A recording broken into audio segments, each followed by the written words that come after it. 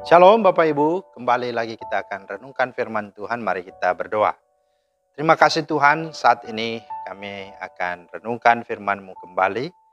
Mohon hikmat dan pengertian Roh Kudus, kami boleh mengerti dan menjadi pelaku firman-Mu. Dalam nama Tuhan Yesus kami berdoa, amin. Bapak Ibu, firman Tuhan kita terambil dari Yeremia 38 ayat 13. Kemudian mereka menarik dan mengangkat Yeremia dengan tali dari perigi itu. Demikianlah Yeremia tinggal di pelataran penjagaan itu.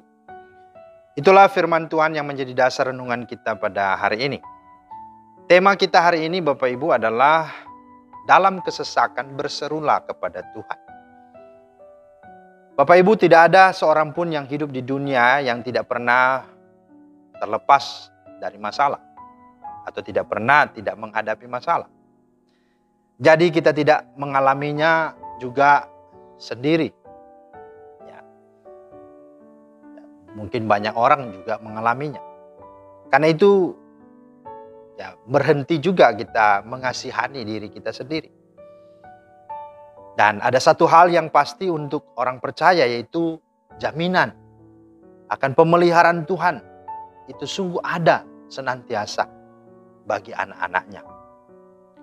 Pemazmur dalam Mazmur 34 ayat 20 berkata, kemalangan orang benar banyak, tetapi Tuhan melepaskan dia dari semuanya itu. Tuhan selalu punya cara yang ajaib untuk menolong dan menyediakan jalan keluar bagi setiap persoalan dan permasalahan anak-anaknya.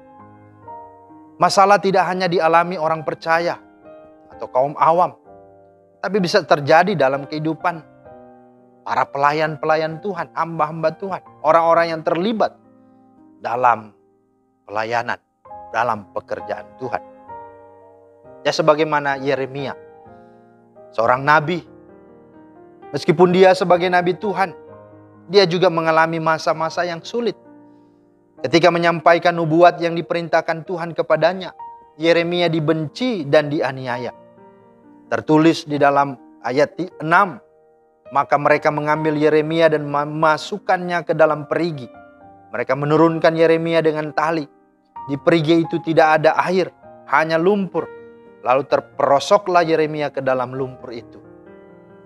Nah, saudara, itulah yang dialami Yeremia, seorang nabi, tapi mendapat perlakuan yang demikian. Dan dalam keadaan yang demikian, sudah tentu sebagai manusia, Yeremia pastilah merasa takut, pastilah nyaris hampir putus asa. Tetapi Yeremia tidak berteriak-teriak minta tolong kepada manusia. Tidak.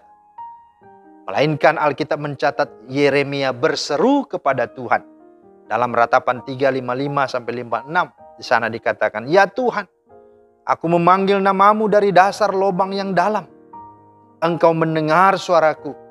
Janganlah kau tutupi telingamu, ya Tuhan, terhadap kesahku dan teriak tolongku. Jadi saudara, inilah seruan Yeremia kepada Tuhan dalam kesesakan.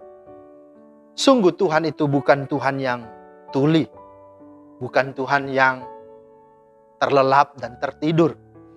Tuhan kita adalah Tuhan yang mendengar teriak anak-anaknya yang berada dalam kesesakan.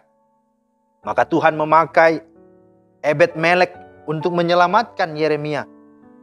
Orang Ethiopia itu melapor kepada raja bahwa Yeremia telah dimasukkan dalam perigi di ayat 7-9.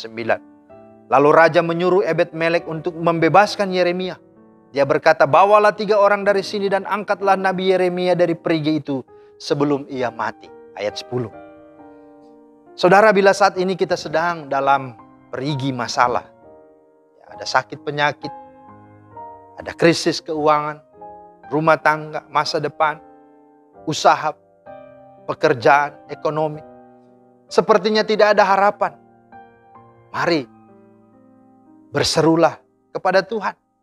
Dia pasti akan memberikan jalan keluar yang terbaik. Kata Yeremia, ya Tuhan, Engkau telah memperjuangkan perkaraku. Engkau telah menyelamatkan hidupku. Untuk itu, saat masalah datang, ingat dan berserulah kepada Tuhan. Maka Dia yang adalah Allah yang hidup sebagai Bapa kita akan mengirimkan pertolongannya bagi kita. Entah melalui siapa.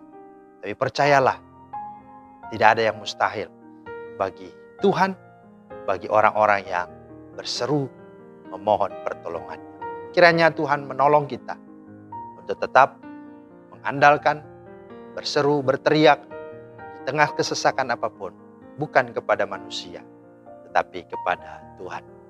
Tuhan memberkati. Amin. Terima kasih Tuhan untuk firman-Mu. Teraikanlah di hati kami, mampukan kami Tuhan di tengah situasi apapun. Dalam keadaan sesak sekalipun, di tengah kegelapan apapun masalah, biarlah kami berseru kepada-Mu, mencari Engkau, menikmati Engkau. Dalam nama Tuhan Yesus kami berdoa. Amin. Demikianlah firman Tuhan hari ini, kiranya menjadi berkat. Selamat beraktivitas, Tuhan Yesus memberkati. Shalom.